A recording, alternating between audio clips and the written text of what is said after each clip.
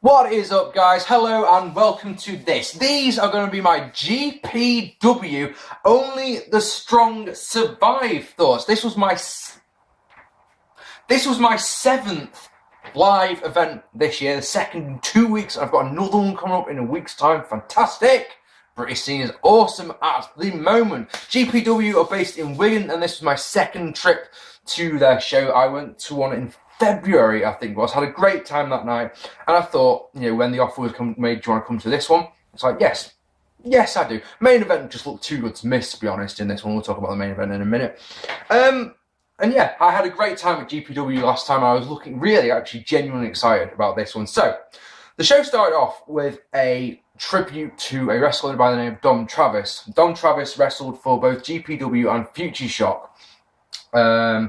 He unfortunately passed away about 3 weeks ago. I've got to be very careful how I word this, but I hope that you guys understand, and because I know that a lot of British wrestlers watch my vids, and especially my British reviews, so because they like to hear my opinions. So to any of those British wrestlers who are watching this, this is what I want to say, and that is that I never saw Dom Travis wrestle.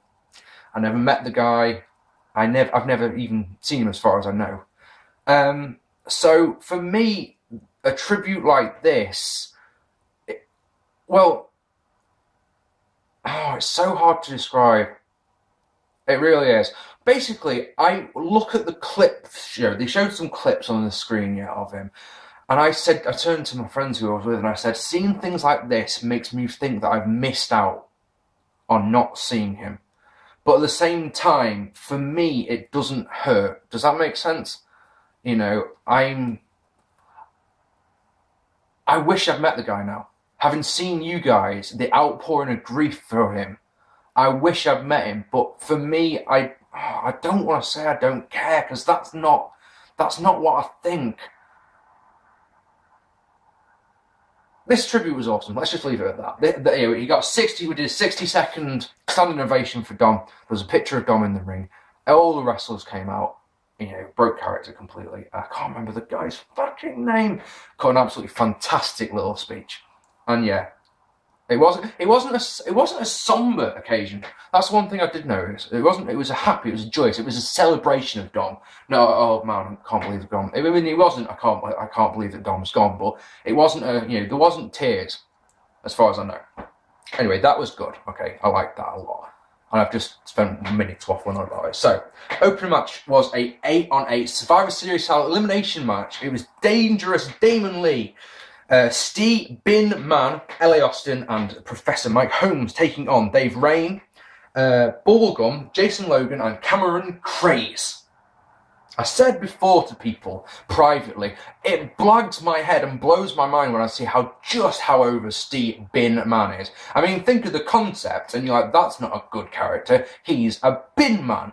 He brings to the ring a bin. He wears a high-vis jacket. He is a bin man. My God, this guy is over. Really over. But I'll tell you something, the star of this match, all 8 men were brilliant, and there were some fantastic eliminations, some truly superb spots. But the star of this match for me was LA Austin, because that guy bumped like a bandit. He hit a corkscrew moonsault to the outside, that was, and I do not say this lightly, better than the one that Pac hit in his match with Chris Travis 2 weeks ago at Speaking. It was absolutely fucking perfect. Let me tell you something about LA Austin, right? That guy's mullet should start charging appearance fees. It's so good. I mean, I've seen some award-winning mullets in my time. Eddie Guerrero's is the one that springs to mind, but Jesus H. Christ, that mullet is special. LA Austin took a bump where he got backdrops over the top rope, and at the GPW place, there's a stage, and there's the ring, and there's a ramp leading from stage to ring, and he landed so hard on the ramp. And you're thinking, right, just pick him up and cart him out. He's injured, that'll do. But they I don't want to say they spoiled it, but they had him climb slowly up to the top rope in one of those things that makes you cringe. He jumps off the top. He jumps off the top rope, and he looks like he's going for a crossbody. And I forget who it was, but I'm going to say Cameron Craze grabs him in bed and fucking powerbombs him down to pin him. Absolutely fantastic. This match was really good. basically, it was Bin Man playing the. It went down to Bin Man and DDL. I mean, various people have got eliminated really nicely. LA Austin had eliminated Dave Rain, who was so over in this match. I mean, so booed. He was clearly the most over heel in this one, and he'll do something rotten. And I love Dave Rain, and I've got make no bones about that one. And I find it so hard not to cheer for the guy because I absolutely worship his character. But he got taken out with the best move. You remember handspring elbow that Tajiri used to hit where he bounced off the ropes, yeah? LA Austin does that and then turns that into a cutter. You're like, fucking beautiful move. Yeah, Steve Bin Man was playing the face in peril, and you were expecting the hot tag to DDL, to Dangerous Damon Lee, yeah? And when it finally came, it lasted all of 2 seconds before a low blow and a roll-up eliminated him. And you're like, wow, that's weird. Dangerous Damon Lee then chased off Bubblegum to get Bubblegum counted out.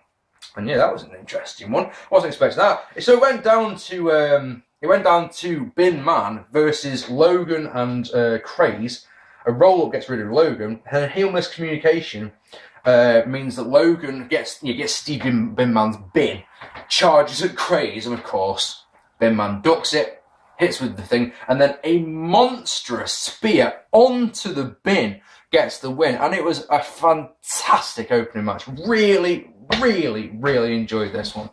We then got a guy called Dirk Feelgood, who would be in the main event of tonight's show, who with the beautiful Melanie Price, who was looking ravishing tonight. I mean, she looks ravishing all the time, but damn, she looked good tonight. He cut a promo that unfortunately I didn't hear most of, because the first time I went to GPW, there was one row of teenage girls who didn't show up the whole time, and we were sat behind them. And we made a point of saying when we got there is not a chance in hell I'm sitting anywhere near those girls if they're there. And they were there, and they were in the next thing to us. Thing is, they're so loud, and they were chanting such random stuff that I didn't hear anything that Dirk Feelgood said. I got the gist of it was that he wants little girls were chanting that he sucks. He calls out Martin Kirby, who is the GPW champion, and he says that he wants if he wants a match with him. If Kirby wins, Feelgood is gone from GPW. I think is the gist of it I got. As said, didn't hear much of it. Next was a guy called Andy Wild taking on El Ligero. As far as I know, this match was for El Ligero's roster spot. And this is one of those matches that bugs me, I'm afraid. And I love El Ligero, I must say that. Or El Ligero, however you say his name, I forget. It's late. And I've seen loads of his matches now, and he always impresses me. And it always seems to be, if I ever watch one of his matches and it bothers something bad happens in it, it's always his opponent's fault. Two things were his opponent's fault. Firstly, right, is that El Ligero worked Andy Wild's leg for fecking ages. Andy Wild then does one of those things that is always going to get on my nerves. With the injured leg, gets up and hits a fucking super kick. And you're like, you can't do that. He then didn't sell the move for the rest of the fucking match, yeah? The other thing about Andy Wild that bothered me is he's got unstoppable written on his pants. Now, I know wrestling law decrees that if it says something on someone's ass, it must be true. Now, when this guy says unstoppable on his ass and then loses the match, I feel disappointed, guys. Man, come on, he's meant to be unstoppable. He's clearly not unstoppable if he's just lost the match. Am I being picky? Am I just trying to make you smile? I don't know. It was a good match. He had some good stuff in it. It really did. Some nice fucking set-out powerbomb got to for a while. That was lovely. Roll got the win for El. We had a really nice segment with the Lion Tamer and looked like the Strong Lock almost. I mean, my biggest gripe was this one is the lack of selling, and it felt about 2 minutes too long. But that's just me. And then a guy who has got to have the best manager name I've ever heard, which is, listen to this one, Alan Tasker.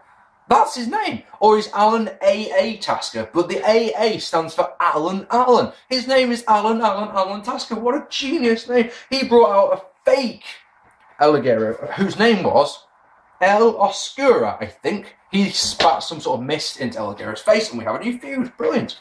Fantastic, away we go. This one thing I should have mentioned at the start is that GPW is a very, very storyline-driven fed.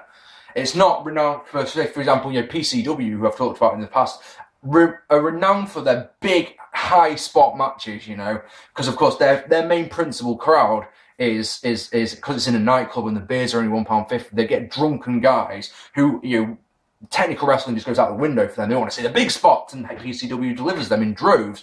GPW is a very storyline-based fed. So, for example, there's only 4 matches on this card, which for a normal show, you'd be like, what, there'll be 4 matches before the interval in some shows. And yes, so it's a very, very different crowd. There was a lot of kids there, and I've actually lost where I was going with that, because I started talking about PCW. Ha! Idiot. The Mystics, which is Voodoo and Sasuke versus Skullcrusher and Kenzen.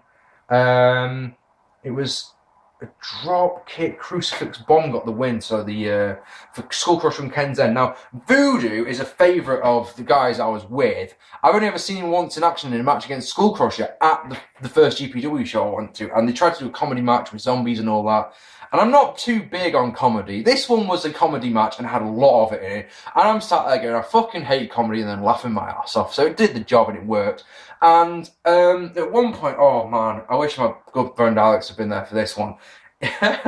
Voodoo puts Kenzen, he puts a fucking Darth Vader mask on him.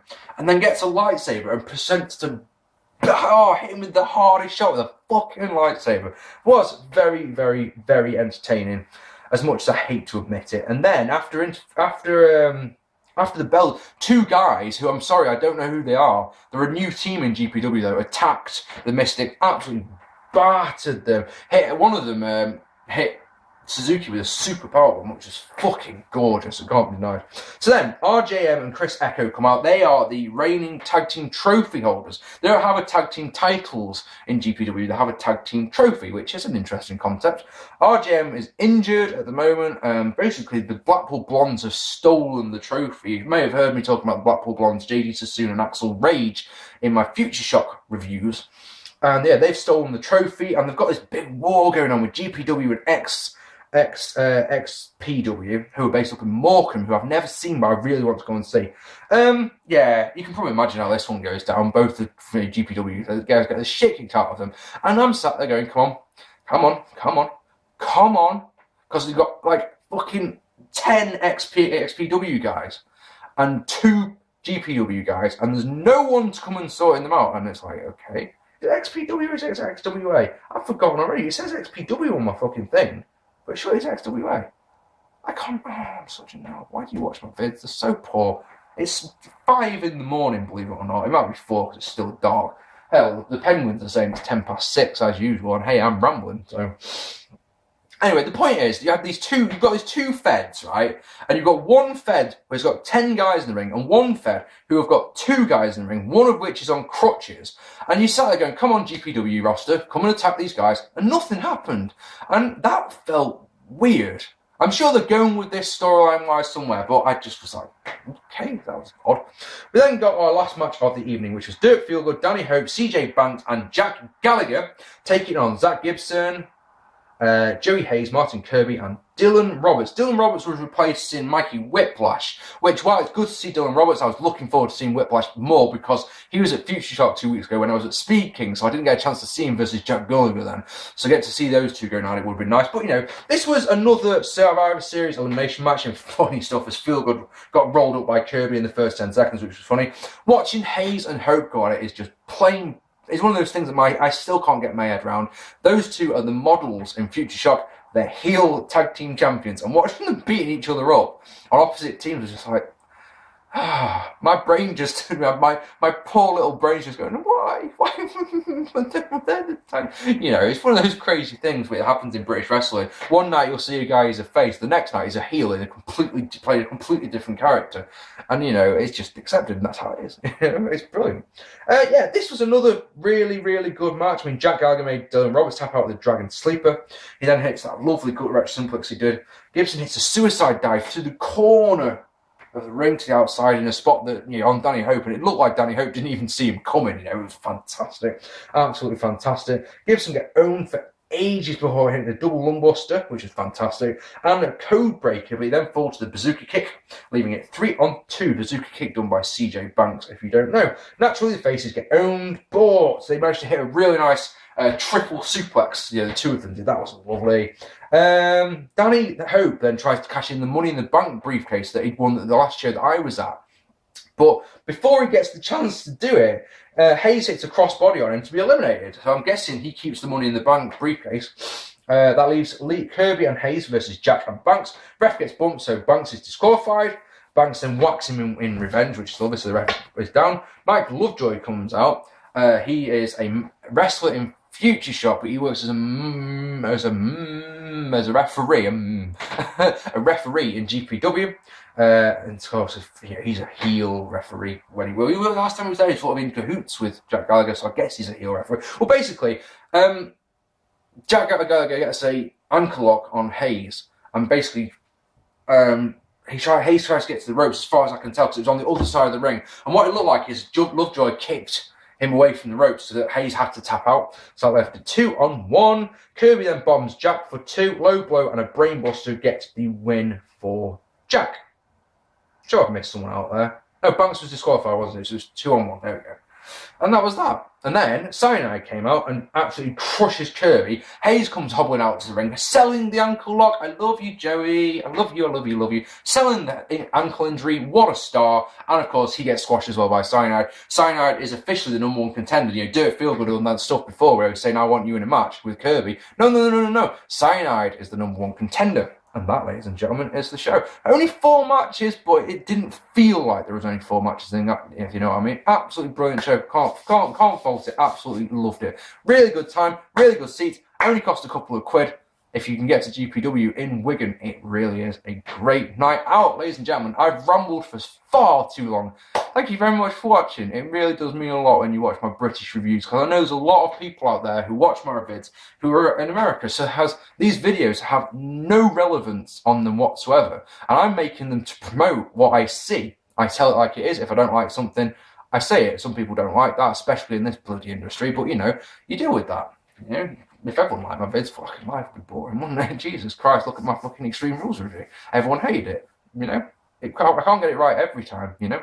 But hey, really, I'm rambling now, Jesus Christ. I'm Mark P. My next vid will be a Raw review on Monday, I think. If my computer's back. If my computer's not back, it'll be I don't know when, I'm afraid. I can't really think, I just need to point this out while I've got a chance, yeah? For those who are still watching, which is probably about 4 people, if I'm lucky. I got a new laptop about 3 months ago. It's developed a fault, so it's had to go back to the factory. So I'm using my old laptop. That's the one that hasn't got the fan in it. So you can't watch videos on it. It just overheats the computer and turns off. So I can't actually physically watch Raw in the same way that I can't physically watch anything on YouTube.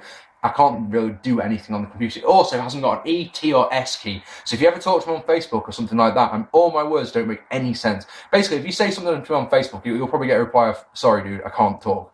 It's that simple. Ramble. I've been Mark P. Take it easy, guys.